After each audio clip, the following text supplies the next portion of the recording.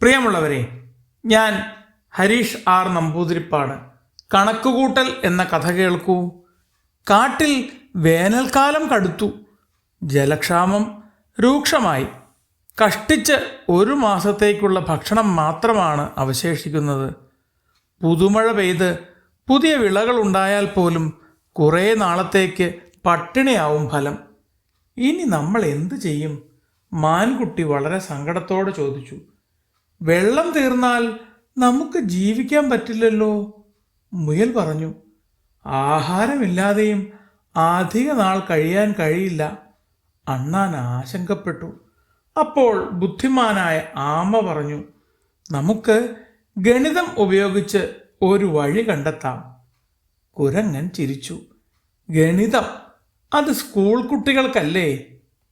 അല്ല, ആമ പറഞ്ഞു. ഗണിതം എല്ലാത്തിനും സഹായിക്കുന്ന ബുദ്ധിയുള്ളവരുടെ ഭാഷയാണ്. ആമയുടെ നിർദ്ദേശപ്രകാരം അവരൊരു പദ്ധതി തയ്യാറാക്കി.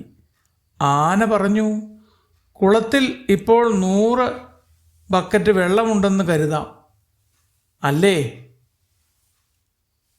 അതെ. അപ്പോൾ മുയൽ ചോദിച്ചു, നാം ദിവസം 10 ബക്കറ്റ് മാത്രം ഉപയോഗിച്ചാൽ എത്ര ദിവസം കൊണ്ട് ഈ വെള്ളം തീരും? കുരങ്ങൻ വേഗം കണക്കുകൂട്ടി. 100/10 10 ദിവസം. അപ്പോൾ ആ ആമ പറഞ്ഞു, നാം ദിവസവും 5 ബക്കറ്റ് മാത്രം ഉപയോഗിച്ചാൽ? മാൻ പറഞ്ഞു, അപ്പോൾ 20 ദിവസം കഴിയാനുള്ള വെള്ളമുണ്ട്.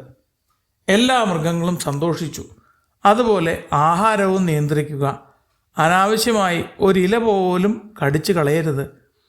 പഴങ്ങളും ധാന്യങ്ങളും ആവശ്യത്തിന് മാത്രം ഉപയോഗിക്കുക. അങ്ങനെ പതിവുള്ളതിൻ്റെ 4/1 മാത്രം ഉപയോഗിച്ചാൽ അടുത്ത 4 മാസത്തേക്കുള്ള വിഭവങ്ങൾ കാട്ടിൽ തന്നെ ഉണ്ടാവും. പക്ഷികളോടും പറഞ്ഞു, ശേഖരിക്കുന്ന ധാന്യങ്ങളും വിത്തുകളും ആവശ്യത്തിന് മാത്രം ഉപയോഗിക്കുക. കേടുവരാത്ത വിത്തുകളെല്ലാം സൂക്ഷിച്ചു വയ്ക്കണം. കൃത്യമായി കണക്ക് കൂട്ടി ജീവൻ നിലനിർത്താനുള്ള ആഹാരം മാത്രം കഴിക്കുക. അതായത് ഉള്ള വിഭവങ്ങൾ സൂക്ഷ്മതയോടെ ഉപയോഗിച്ചാൽ പട്ടിണി കിടക്കേണ്ടി വരില്ല, അല്ലേ? കുട്ടിക്കുരങ്ങൻ ചോദിച്ചു.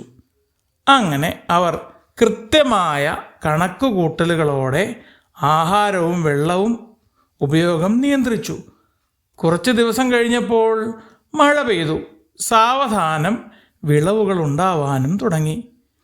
ഗണിതം നമ്മെ രക്ഷിച്ചു എന്ന് പട്ടിണിയിൽ നിന്ന് രക്ഷ നേടിയ മൃഗങ്ങൾ സന്തോഷത്തോടെ പറഞ്ഞു.